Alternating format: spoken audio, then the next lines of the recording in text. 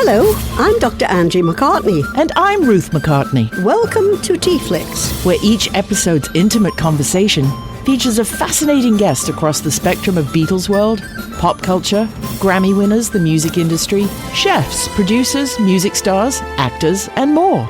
So bottoms up and join us as they spill the tea on TeaFlix. It's showtime. It says we're live. Hello. Hello. Hello. Jolly good. Happy Tuesday. Yeah. Hello, folks. We have lots and lots of energy this morning with our guest that we're very happy to connect with. She's down at the Estefan Studios in South Florida. What a busy girl. She made time for TeaFlix today, and she's going to be shooting a music video this afternoon for her upcoming holiday single, for her upcoming EP, for her upcoming album, which we'll talk about very soon. And we cannot wait to welcome her. So Ana Christina Cash is an acclaimed American singer-songwriter whose music blends the storytelling tradition of classic country with the warmth of Latin American influences. Born in Miami to Cuban parents, she was raised in a richly musical and bilingual household that shaped her distinctive vocal style, powerful, expressive, and effortlessly emotive. Her early love of performance led her to become one of the youngest talents ever to sign with Sony Music Latin, launching a career rooted in authenticity and artistic depth. A gifted vocalist with an unbelievable 4-octave range, Ana Christina first gained national recognition with her 2005 performance of the Star-Spangled Banner, which we all know is not an easy song to sing, for President George W. Bush's inauguration. As she continued writing and recording, her music matured into a soulful, introspective blend of Americana, traditional country, and roots stylings. Her EP, the Tough Love EP, and later released showcased her evolution as a thoughtful lyricist capable of balancing vulnerability and strength within her writings. Ana Christina's personal and creative life expanded when she married into one of America's most influential musical families. As the wife of John Carter Cash and daughter-in-law of Johnny Cash and the recently acclaimed June Carter Cash, not a moment too soon, might I say. Ana carries forward a legacy of integrity, storytelling, and artistry. She frequently records at the historic family Cash Cabin Studios in Tennessee, collaborating with musicians who share her deep respect for heritage and heartfelt songwriting. Beyond the studio, Ana Christina has appeared on major TV shows, toured internationally, and developed a loyal fan base drawn to her sincerity and vocal brilliance.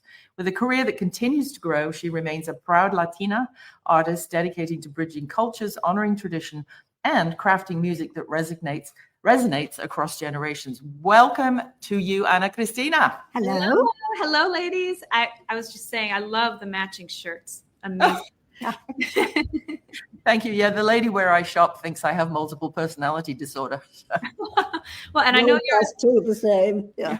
Thank you. And I know you all are in Los Angeles, and I'm in South Florida, Miami, here at Gloria and Emilio Stefan Studio. And it's great to be here. It is warmer than Tennessee, where I live in Nashville, essentially. So I'm here with my children, my husband, and Trey, who you saw earlier. And so excited. We'll be shooting a music video later today, just keeping busy and looking forward to Thanksgiving with my family that's down here as well. Like my mom and dad are here, my sisters, my nieces and nephews are flying in. So great. Yes. Great. You're going to stay there for the weekend once you've done shooting? Yes. So we will leave Saturday, essentially. So we'll have a few days with friends and family. Great. And something that's very popular down here during the winter and this kind of time of year is the stone crabs. Stone crabs. Right. Stone crabs and key lime pie I look forward to. Ooh, that sounds like a real Florida Christmas or Thanksgiving. Thanksgiving. That's amazing. So let's start at the very beginning. Yes, now, for you growing up in a bilingual Cuban household in Miami, you grew up, didn't you? What early musical influences did you feel? What was on the radio at home? So on the radio at home, actually, definitely Gloria Estefan, and I'm in their studio right now. She was probably the most prominent artist that there was in South Florida. Casey and the Sunshine Band as well. Oh yeah. I listened to a lot of Mariah Carey growing up. Later, as I was writing Beatles, most definitely the Beatles were a big influence. Also like Aerosmith, just like rock and roll, as well as vocalists. I listened to a lot of jazz vocalists like Sarah Vaughan and like Etta James and the different vocal stylings of jazz. And had a big influence as far as my vocals. I listened a lot to Celia Cruz, Cuban artist as well. We actually are celebrating her centennial this year, and they had a big concert in Miami a few days ago, and I was there, and several Cuban artists got together. But also country music. I was heavily influenced by country music early on, like people like Patsy Cline, like Loretta Lynn. People that could tell very honest stories. I was always attracted to songwriting that was very honest, and also to amazing vocals. So I'm kind of a big mix. I'm a big melting pot of influence. Yes. Wonderful. To me, I don't know. I never like to be put in a box as far as genre or anything. You know, I always like to experiment with all kinds of music. Right. I mean, I think the best artists are, you have to, I always come back to the food analogy. Our regular viewers will know that to be a good chef, you have to have tried everything, even if it's not in your wheelhouse, right? It's the same with music. You have to have a basic understanding of maybe what you don't want to do. Exactly. So there have been so many influences, as well as Selena Quintanilla was a very early influence of mine. When I sang on Sábado Gigante on Univision as a child, after she had passed, she passed away in 1995. They had me sing tribute songs to her, like several other little girls as well, you know. And then I got to see this beautiful girl who could sing in English and Spanish, and I was like, well, I grew up in a bilingual household. Maybe this is something I can do, and it's something that Gloria did, and that's kind of where the idea sparked that I could sort of tap into both, sort of. Yes. Yeah, our friend and sister Elizabeth from Philadelphia, she says she's been listening to you. And your voice is incredible. I will definitely concur with that. But again, that's probably, A, you have to have the God-given talent, but B, listening as a young child, I think when you're a kid, you're not afraid to try different things, right? You're a sponge. Yes, I forgot something else. So my father's favorite singer was Linda Ronstadt. Oh, amazing. My mother's favorite singer was Karen Carpenter, and also Barbra Streisand. Yes, I love Karen Carpenter. So I actually listened to a huge amount of Karen particularly, and I was very heavily influenced by her vocals. And I don't think we sound the same, but definitely I loved her tone. She was very unique. And it wasn't until years later that I realized what an amazing drummer she was. Yeah. Yes. Well, that's tough. If you're playing piano and singing, playing guitar and singing, the brain can easily do that. But drums or bass, because you're going sort of with the rhythm, but often the lyrics are going against it. And so I love Karen Carpenter and also Anne Murray. Oh, Anne Murray. John and I love Anne Murray. We love Anne Murray. She's just, I love the play. It's like a crystal bell. There's not a lot of, I mean, I love Christina Aguilera too, and Mariah Carey, but there's something about the purity of Karen Carpenter and Anne Murray that they just sing, they interpret the note and the song in a very plain manner that just lets you create your own sort of vision for the video in your head, if you will. Yesterday, Once More, Top of the World, all those songs, like, as well. I mean, I could go on. And Anne Murray, anytime I hear her sing Send in the Clowns, it's just, I cry, essentially. I can't get through that song with her voice without crying. Yeah. And I think that's what a singer, an interpreter, that's the best thing. That's what we strive for, essentially, to make people feel something, whether we've written the song or not. It's just getting the emotion across. It's getting the story across. So I'm just in love, and I always have been, with vocalists, with songwriters, with all kinds of musicians. So you were signed to Sony Music Latin at a very young age. What did those early years teach you about the music industry and contracts and what to look out for? It's very interesting because I was a minor at the time. So I remember I had to sign something with my parents called, I think it was the ratification of a minor contract that allowed me to work, essentially, legally, and to be employed by a corporation. Because I was underage. I was about 15 or 16 years old. Yeah. And what did it teach me? That's a loaded question. Because there's so many amazing things. Honestly, I was just a young girl. Essentially, I had a television experience, but it taught me a lot in the studio, particularly. And I really loved those years because immediately they put me together with the team, the A&R did. And I went from just singing in church or to like singing on the Spanish TV show on Sábado Gigante to singing with in studios with Grammy Award winning professionals. essentially. And it was such a stark contrast. And I just wanted to do a good job. I wanted everyone to like me. So I think when I was much younger, I just wanted to please. Basically, I think I was more of a people pleaser. And I think as you grow into your own, you start developing your senses with the songwriting and your style. Right.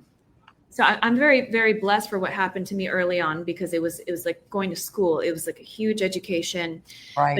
But essentially, I think finding my own path and knowing the story I wanted to tell versus perhaps people coming in, it's like, okay, let's work on this young girl's record. You know what I mean? So even though they were wonderful, amazing people, no doubt, it's just artists are always changing. I'm very different now from who I was back then, but I felt certain of what I was doing back then. But I think we're always changing, and there's always an evolution, and there's always a learning curve. And about the music industry itself, you know, a lot of it can be rough because there are a lot of no's, just like a lot of my actor friends, you know, and it's also how to receive constructive criticism as well, how to, let's say, to get your idea across. Let's say you're in a writing room or you're in a room of people that present an idea. It's how to be respectful of their ideas, but also be firm if it's something that doesn't align with your views. Sure. So I think it's being direct in a very cautious way as well. So there's a lot you learn in that process, most definitely. I'm sorry, that was like a calendar invite that just came up. Okay, no worry. Yeah, I also think it's, you know, having been a songwriter, mainly lyrics myself my whole life, it also teaches you the discipline of teamwork, right? Because most artists, solo artists like yourself, it's about you're the face on the cover, you're the face on TV, you're the brand, you're everything. But at a certain point, you kind of have to let that ego go a little bit and take advice and listen to other writers and say, well, maybe we should, you know, pick up the tempo or change the key, or, hey, what does this piece in the contract mean, you know?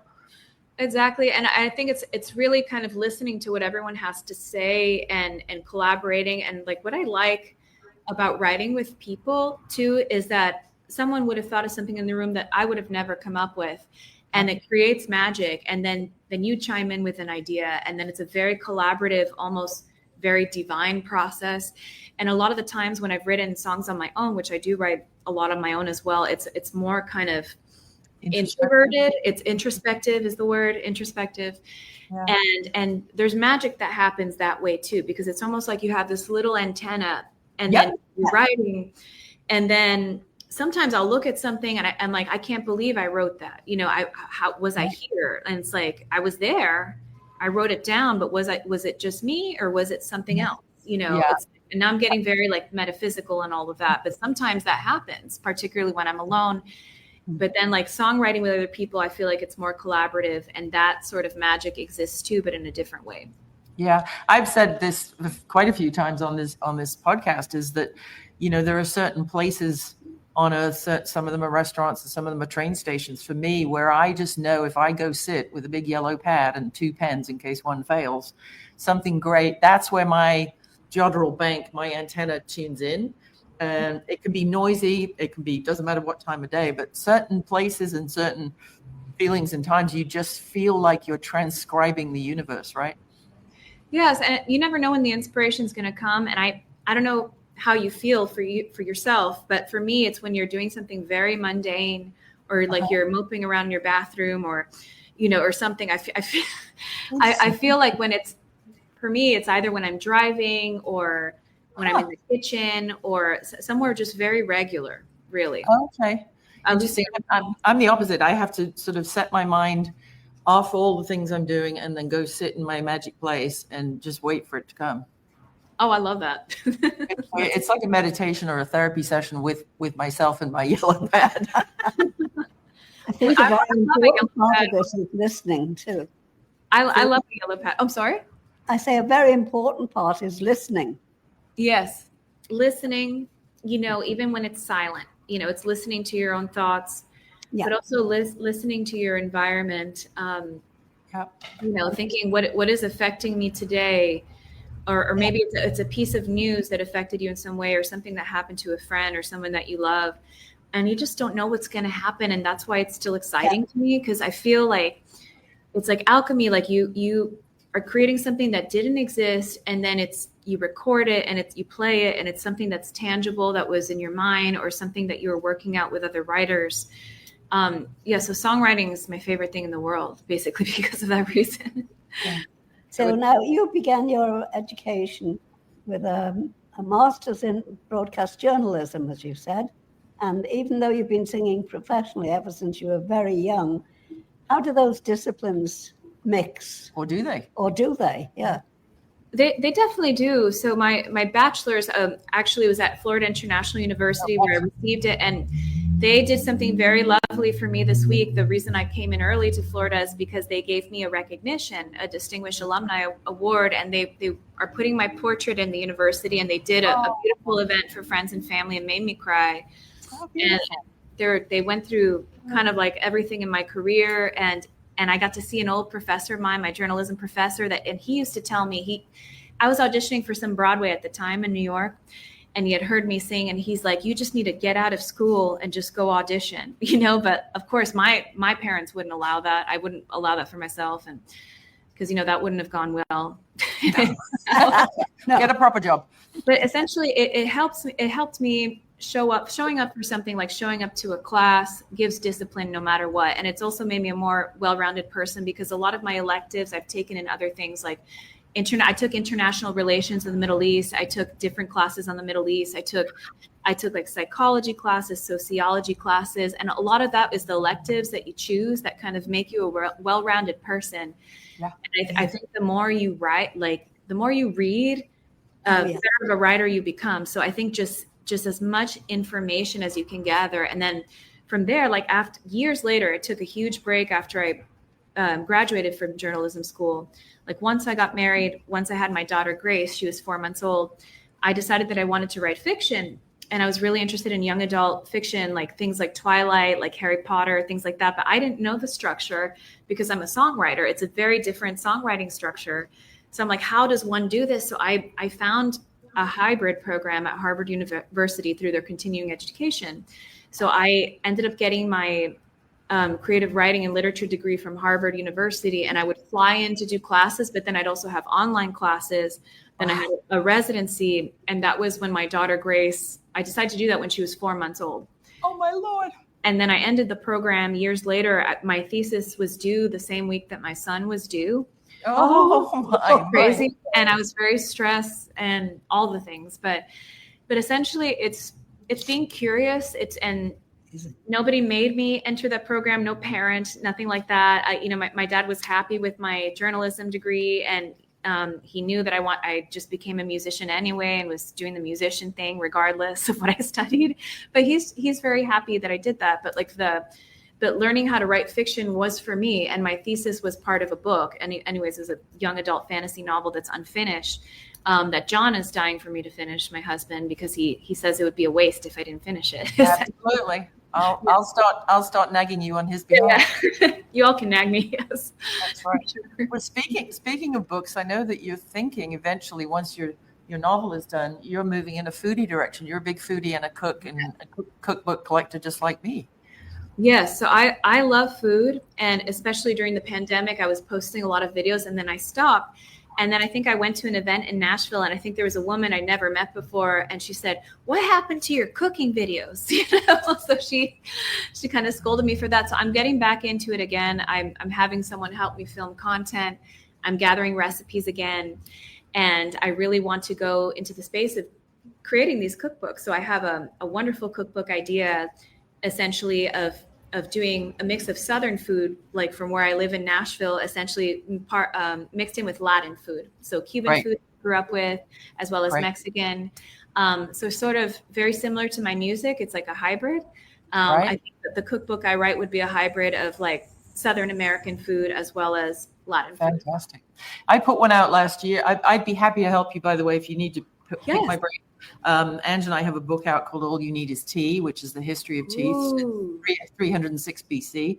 And then I wrote a book last year with a little help from my scones, which is disappearing recipes from 17th, 18th, 19th century Britain. So I did a lot of research on those things. And, there are certain sort of formulaic things like writing. I'd be more than Zoom me or ping me anytime. I'd be more than happy to help you, with some of the experience that I've had putting a couple of tea and cookbooks out. Well, I love that. I can't wait to dig into that. That's the first thing I'm going to buy on Amazon after I get out of here. That's amazing. And I also love British desserts and foods. Yep. Like in Nashville, not like 13 minutes away, there's a lovely British woman that has a little shop. It's called the Yorkshire Deli, and very whimsical, and it's in a silo. Just not far from where we live now. And she has a banoffee pie. She has all these different things, and she has the scones, and she has the crumpets that she makes that you can either have with butter, the jam, or the clotted cream. So it's very close.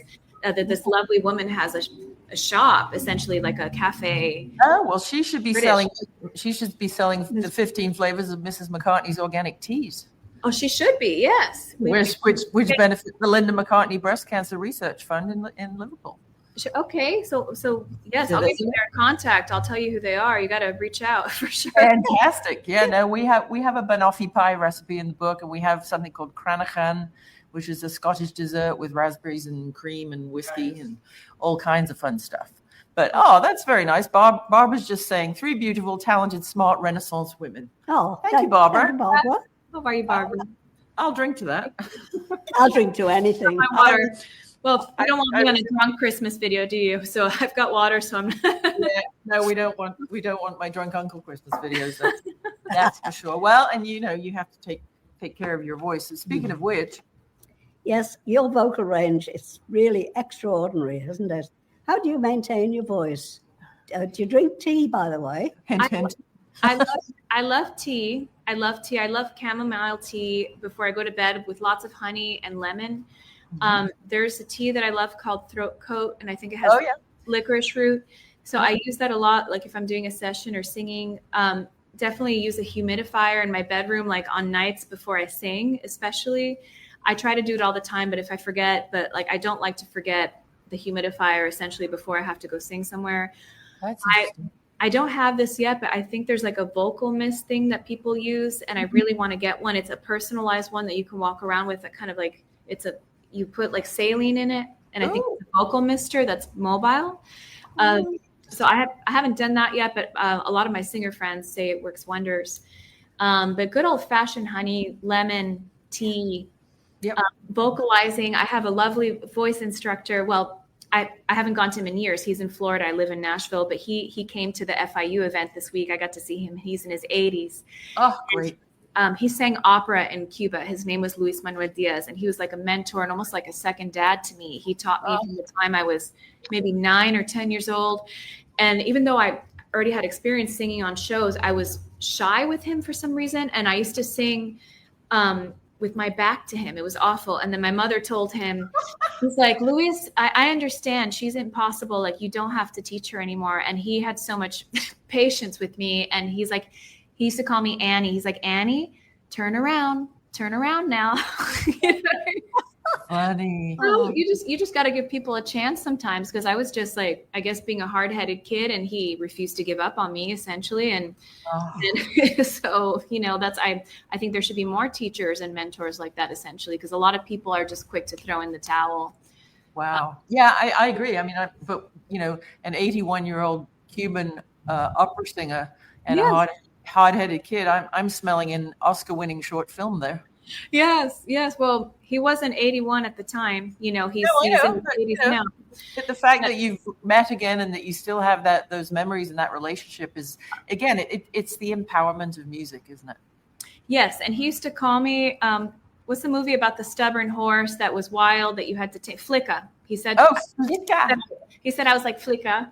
That's nice. That's funny. Speaking of difficult vocal things, you performed the national anthem at George W. Bush's inauguration.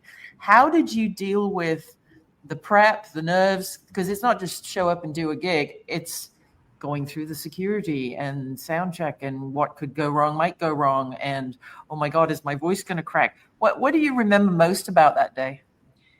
Well, I just knew that I wanted to do a good job and I didn't want to disappoint anyone. So that was my main focus. So I had to make sure that I knew all the words, that I didn't forget it even in nerves, because like that's something you get used to singing in the US at school all the time, but nerves can definitely mess everything up. So it's centering myself, like being in a quiet room beforehand. That was 2005 that I sang at the inaugural ball. And I think my demo tape of me singing the anthem got into the governor of Florida's hands at the time, and they recommended me. So I got to sing at that event. But then the next year in 2006, Emilio, whose studio I'm at right now, Emilio Estefan, he was in charge of doing the talent for Hispanic Heritage Month at the White House. So he remembered that I had performed at the inaugural.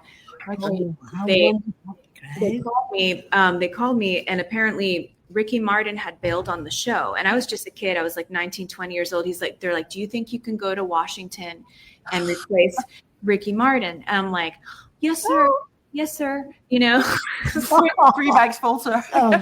And you can tell, like, when I got there, there's a certain disappointment. I think that I was not Ricky Martin. I was just this girl, but like when I finished singing, they were very thankful. They're like, we're so glad you came. I sang 3 songs. I sang Contigo en la Distancia, which is a bolero, Bésame Mucho, and At Last by Etta James. And I believe the Prince, the now King of Spain, Philip, was there at the time.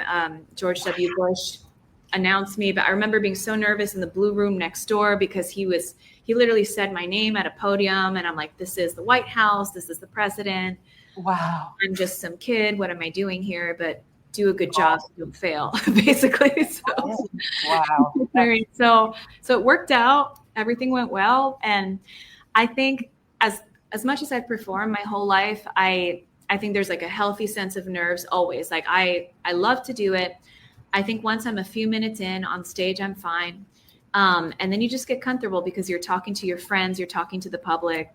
Yeah. But I think just being prepared is important, knowing your stuff, I guess, and just not letting the noise get to you. I think like singing at an important event like that or something, for sure. Wow. Yeah, I know, but I know the imposter syndrome situation. Yes. 1,000 years ago in the late 80s, I had a career as a sort of Moscow's Madonna, they called me. I was a pop singer, and I sold 4 million concert tickets in a 7-year span across Russia and blah, blah, blah. Wow. Yeah. And the freaking promoters, of course, I don't read Russian. I don't read Cyrillic letters. I mean, restaurant I can pick out, and my name now I can pick out. I speak a little Russian, but I can't read it. Right. And I met a bunch of people in Germany, long story short, made a video. They put it on Russian TV. They played it every hour in all 13 time zones for 2 months on the one and only TV station in the whole country. And so instant fame, right? Just add Ruth. And so the flamin' promoters put posters all over Moscow. McCartney is coming to Moscow. They just didn't say which one. And I had no idea. And I got off the plane, and there were all these people in Sheremetyevo Airport. And I'm like, was Madonna on my flight? Was Michael Jackson up front in first class? Who the hell are these people here for? So then I had to overcome that. Well, I'm sorry, it's not him, but I'll do my best. It's exactly. And you feel like when you get there, that it's like not like a letdown, but you're not the person that was supposed to be there initially, but then you do a good job and everyone's very nice about it and very sweet, and it worked out great.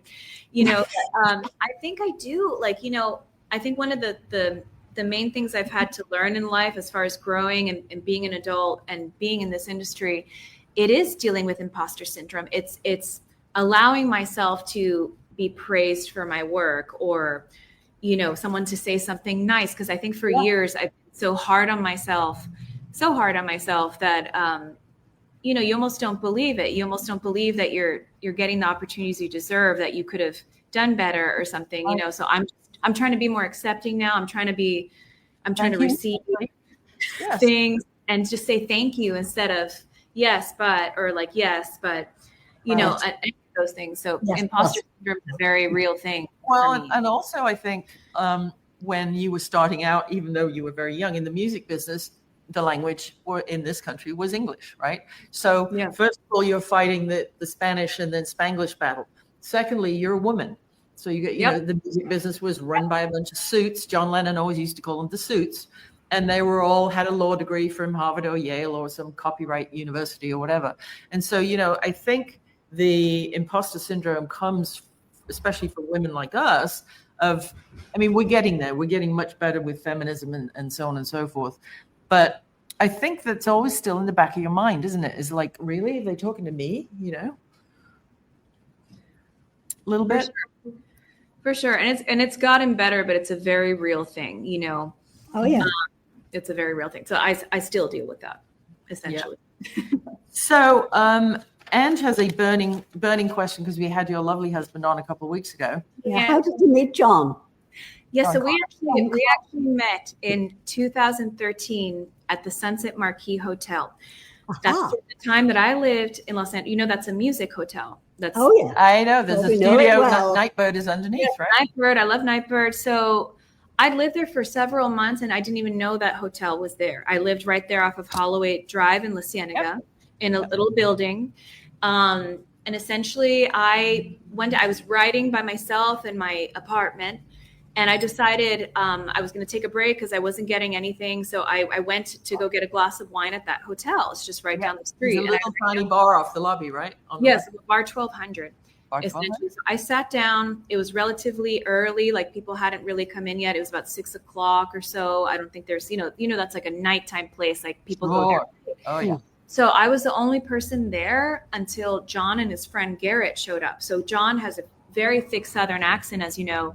And then his friend Garrett had long, like, braided dreadlocks down his back. Mm-hmm. And they're just 2 bar stools down from me. And I'm like, who are these folks? You know, so I was just minding my own business, having my own drink. And then John sat next to me and just started talking to me. And we just hit it off. We had a great conversation. And eventually we started talking about music. But nothing happened. You know, he was telling me he had just gotten divorced and all of this. And I was hearing the whole story about that. And it was like a very just conversational thing, very friendly. And he got my information, and we talked for hours and hours about everything, just like religion, philosophy, music, politics, just like one of those conversations where we really hit it off. And it was it was a very brainy conversation. It was a very intellectual conversation. And he's cool. He's a Pisces. I'm a Gemini, and we sort of hit it off. And then he came 9 months later to visit. And that's when he asked me to a formal date. So in 2000, we met 2013. He asked me out on our first date, 2014, 9 months later. And then we ended up dating long distance for 2 months until I moved to Nashville. And I thought, well, I don't know how this relationship's going to go, but at least if I'm going to try to make it work, I might as well move. Yeah. You know, essentially, because there's also a whole music world in Nashville too. And you know, and if this doesn't work out, then at least I got to know Nashville, and and then it worked out. So now we have 2 young children. I have 3 older stepkids as well. And yeah, John and I, it's funny. We came from very different worlds in many ways, but we understand each other very well. And we're similar in many ways. And you wouldn't think we would be, but we're similar in many ways. I did see that red carpet piece on you 2 guys, where the young interviewer, dapper young gentleman, was asking you guitar or piano and blah, blah, blah. Every single question he asked you guys answered the opposite answer. It was hilarious.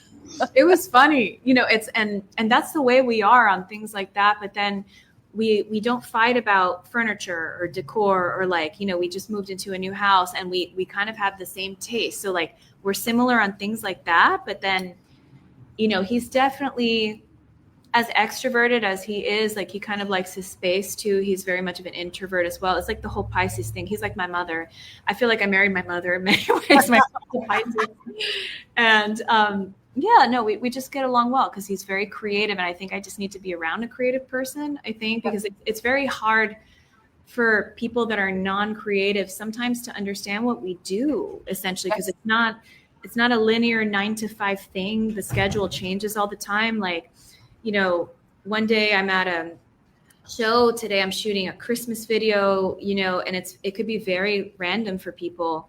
Mm-hmm. And, you know, I kind of need someone that gets it. And John grew up, of course, you know, with his family being musicians. He's a musician as well. Sure. And we're also able to run our recording studio and have creative people in the studio, and then just kind of thrive off of working with people like that as well. That's great. Yeah. Are we allowed to officially call him Pineapple John?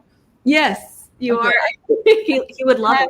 I cannot get that song out of my head. Pineapple John. Every it's the best. That record, it's like a classic rock record, but it's like Jimmy Buffett at the same time.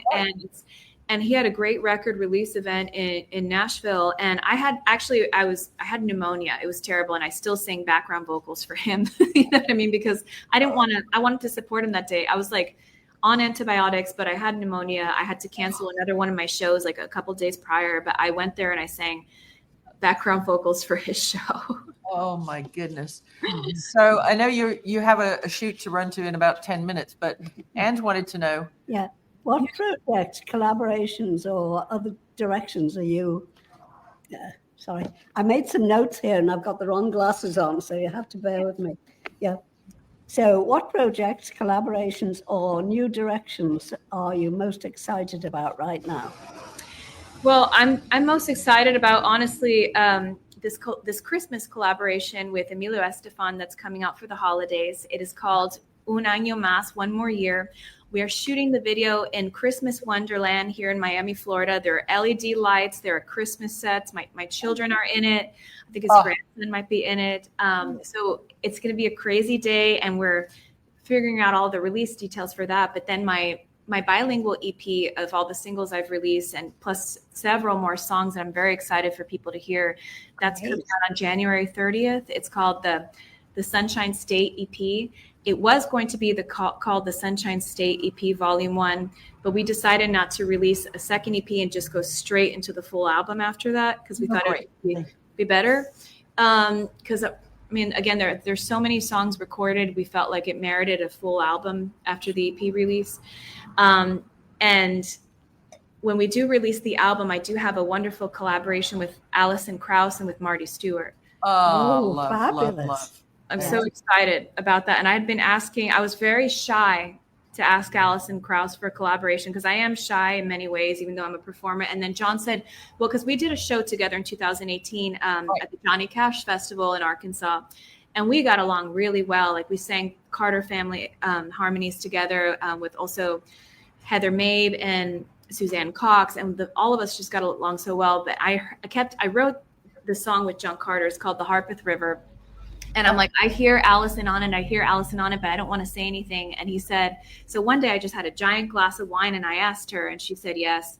And she listened to the track first and said she would love to do it. So she's on it, as well as Marty Stewart, who has a lot of history in John's family as well, because he was a brother-in-law of John's. He was married to his sister Cindy, and now he's married to Connie Smith, of course, for many, many years. And they both sing on the Opry together. And so I'm really excited about that. I also have a collaboration with another Latin country artist. He's from Texas. His name is Louis the Singer, and he's really cool. He's wonderful. Definitely great. You know what? He should do a residency in Vegas with Tyler the Creator and Cedric the Entertainer. Oh yeah, he should. Louis the Singer. Why not? Trey liked that joke. He was laughing in the background. He loves that. Wild. Well, so Louis the Singer, how did you guys meet? Well, we met actually through Chris Perez. You know, I actually recently released a single of La Llorona with Chris Perez, the guitar player from Selena Latinos. Fabulous. So Selena's husband, you know, and, you know, also he's with Grupo Metal, and he's a Grammy Award winner in his own right. And I, you know, we decided to collaborate on that. And I realized in my mind, I'm like, I don't think there have ever been English lyrics written to La Llorona. So I wanted to explain that to the public. So I wrote English lyrics for the second verse. So, you know, the Anglo-speaking public could understand the song, because the song is over 100 years old. It's an old Mexican folk song. Yep. So Chris added his beautiful guitars on that.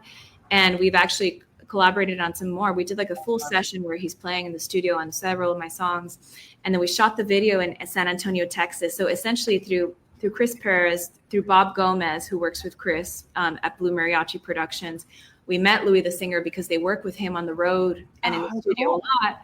And then Louis, actually, when we were in Texas shooting the video, he invited John and I at random to just sing on stage with him. So we did a version of Ring of Fire in San Antonio at the Aztec Theater. So sometimes those things happen. Like, I love the impromptu stuff that nobody expects. Like, okay, you're going to go do a show with such and such person, and you have to be in Washington by this time or New York at this time. And that's kind of like the most exciting thing to me about what I do, is you just don't know what you're going to end up doing or with who.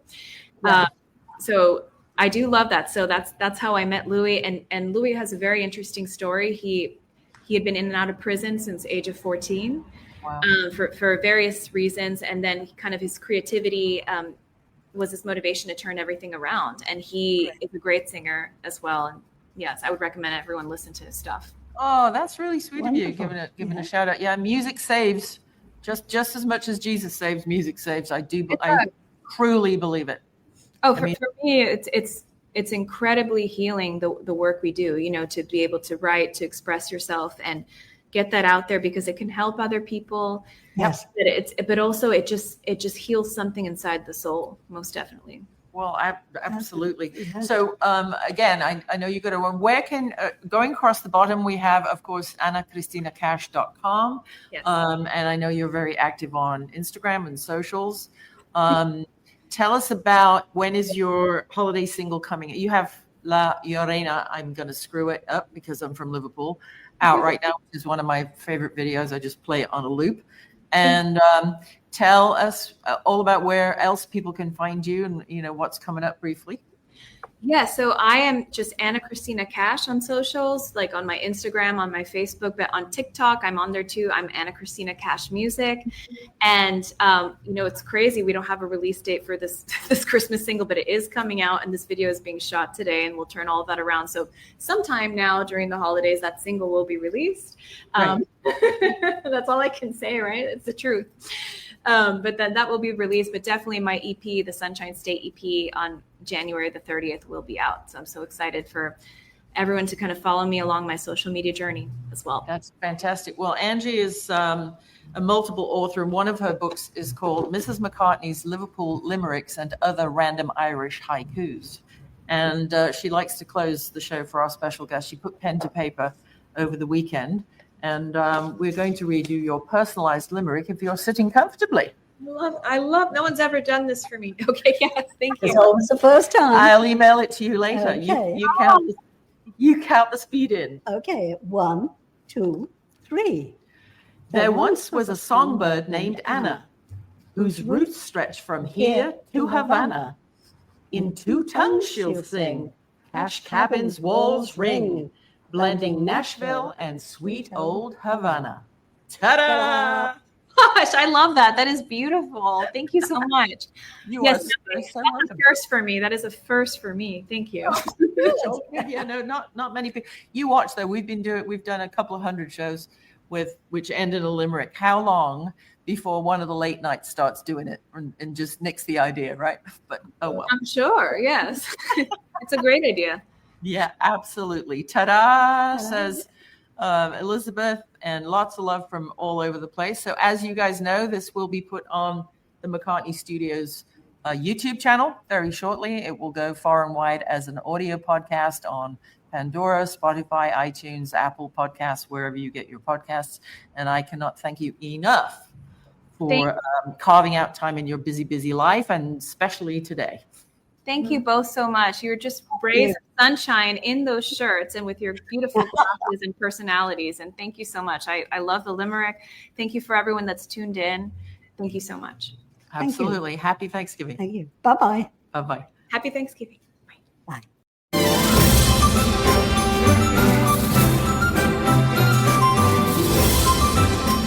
Thanks for tuning in to TeaFlix, and check out Dr. Angie's books, Organic Teas and CBD, at mrsmccartneysteas.com. Toodle pip!